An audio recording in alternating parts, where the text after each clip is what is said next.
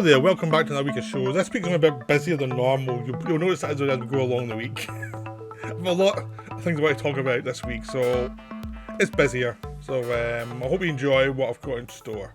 I'm going to start with Long Day's Journey into Night.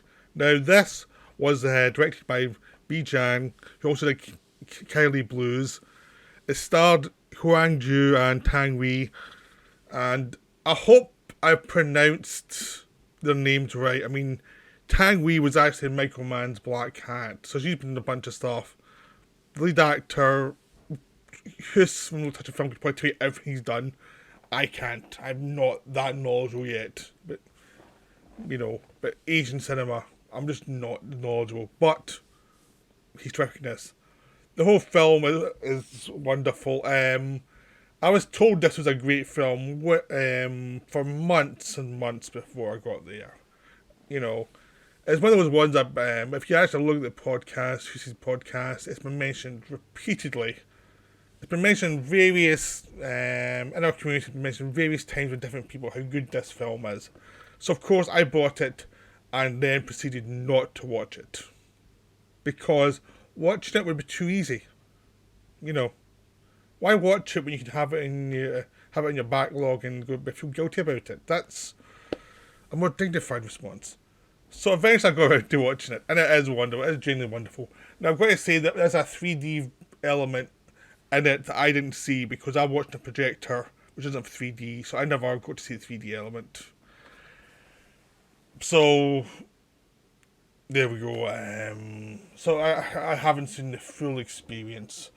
But I'm pretty sure, since I'm a 3D fanatic, I will get there eventually. Because I've got a 3D TV, so I'm pretty sure I will be buying the disc pretty soon, and we'll all be experiencing it in 3D at some point. But I'm sure it's helpful, but you don't really you get the effect of what they wanted. Because the 3D there, you actually can see if you're projecting it. It's done in like a wide-angle lens, and it's much more encompassing. It's a different style from the other side of the film. So, but I'll get to what all that's about. Now, the film itself is very complicated. It does take you are seen in two time zones. You've got the memories of a love affair going wrong, of this guy when he's younger. Also, you see him when he's older. He's got grey hair, and he's just more worn down by life.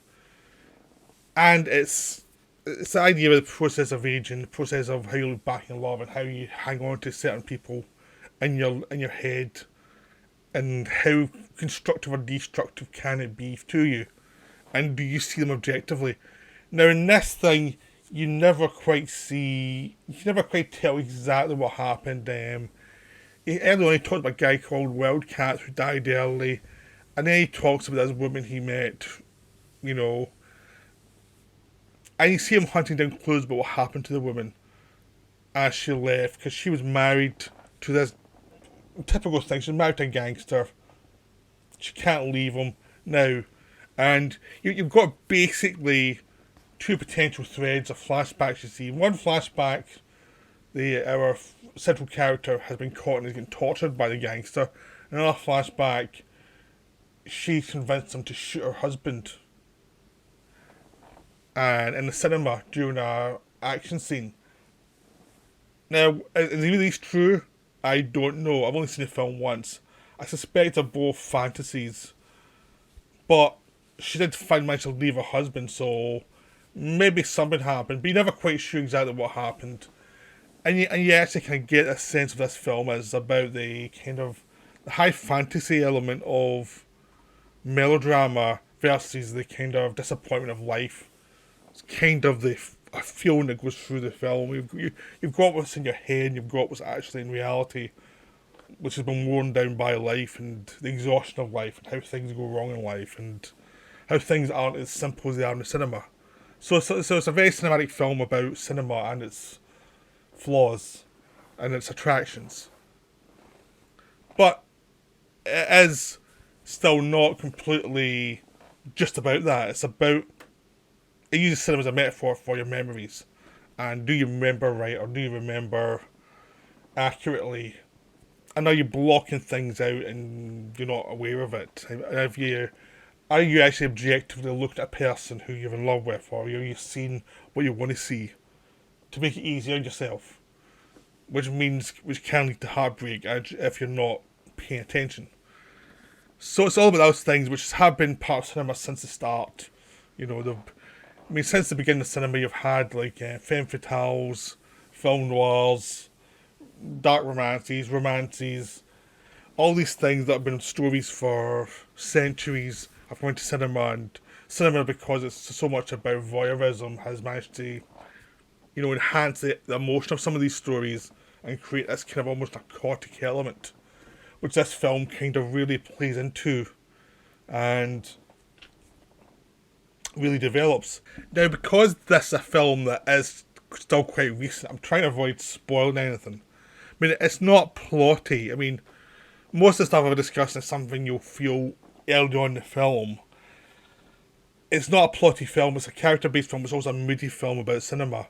And a film that I actually watched the same day as this as well, which this film was a rewatch, was Femme Fatale, Brian De Palma's Femme Fatale. And it had a similar feeling, just a similar sense of fantasy and the idea of what you see in a dream, how does it affect your reality, and how you interpret the world, almost a dreamlike structure through cinema. How does that affect your reality? And how does the things you experience affect you by how you see them? Because in Femme Fatale, you've got dream sequences and you've got reality, and the reality is almost more cinematic and fake, and the dream sequence is much more fatalistic. So it's about the kind of mixture of realities and dreams, but also is what they represent of your emotions. This film is the same thing. You've got two sections. You've got the kind of more supposedly realistic section. You've got a section that may be a dream, which it feels a dream early on. Everything you're been told earlier on is set up in this sequence to feel like a dream.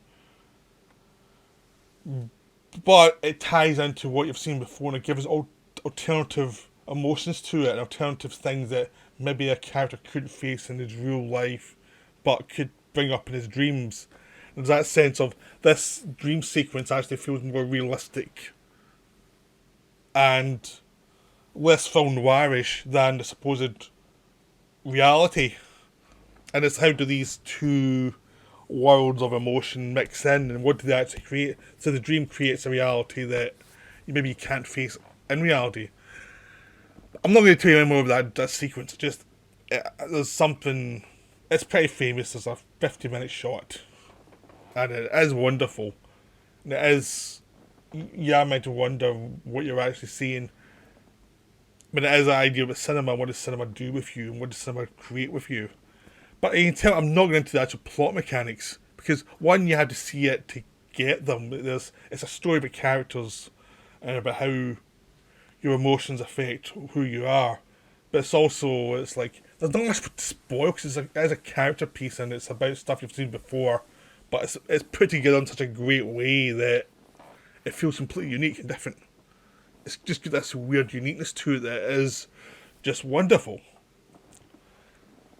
But it is a sense of a man wandering, trying to find his past love, and wandering through the past of his life and his relatives, and how does he see women? Because all the women he sees, a lot of the time, they seem to resemble other women who he fell in love with, but he's not quite sure he can trust, and he's trying to bring his memory of her into some sort of cohesion, and it won't occur because he's seen her almost in a kind of film noir element in his memories, and he can't quite get through.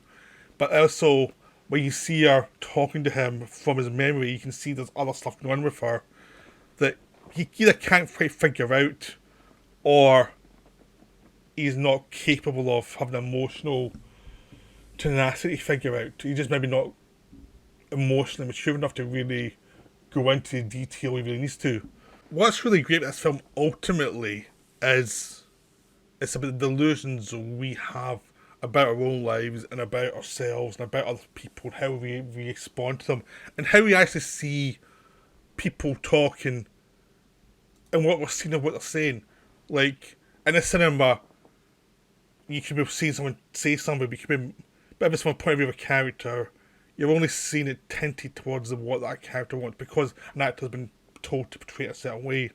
In this film, it's actually like they use that to advantage, is that they're saying, oh, this is from his memory, it's been said a certain way, but because they have a really good actress playing it, there's other interpretations possible, but you can tell that he's kind of remembering, but he's not processing right, and it's like it becomes this frustration throughout the film. It's probably frustration for characters who know him, and it's frustration even with himself as he's trying to remember what's happened, trying to hunt him down. He's not even sure why he's hunting her down, because he's just found out more about her and found out she's more complicated than he thought. And he's not quite sure how he wants to process it. He's not quite even sure how he wants to see her, but he's driven towards something that might have nothing to actually do with her. And another thing this film is, it's also about the reality of the person you're in love with is more complicated than you can probably accept. And the reality of life, as life affects them over time, is probably something you haven't really thought about in your fantasy of them and of what they would do, because they're going to do something different from what you planned they would ever do, and it becomes this thing about the process of actually being in love with somebody, and using the process of cinema to show the potential immaturity of some of this, the potential disastrous element of some of this that could become much more complicated than you're really got the ability to deal with. You know, hence so many divorces where the person thought they were married turns out not to be that person, and they're, you know, hilarity ensues as they start hating each other, and it's like there's this sense of using the tools of cinema to track the tools of your own self manipulation and showing you how things fall apart. And there's the suggestion of like potential film noir elements, but that could be a memory that's false. You don't know. She may have just divorced the guy. She may have just walked out on the guy, and he might have been left, and she might have walked out on her husband as well. And you don't know, because the only time you ever see her husband is in these like almost fantastical, weird flashbacks from his point of view that obviously are implied by from his bias against his husband. So it's all about the complexity of how you see people and how you view people, and trying to come face to face with the reality of that is much more difficult, especially if you're trying to self-justify your own actions and justify yourself as someone who's maybe deeper than you actually are, you know. So it's a very complicated film. This is my interpretation of the film, without trying to tell you all the stuff that happens in the film. I'm hoping I made a decent enough job. I'm going to end here because I don't want to go into my... Because it's still quite a new film, I don't want to drag on and probably just repeat stuff. I'm sure I'll talk about this film in the future as well, but at the moment this is my comment in the film. But go watch it. It's really complicated, it's really difficult, but really interesting. It's a wonderful film. Just see it. So I hope you enjoyed this video. That's me for now.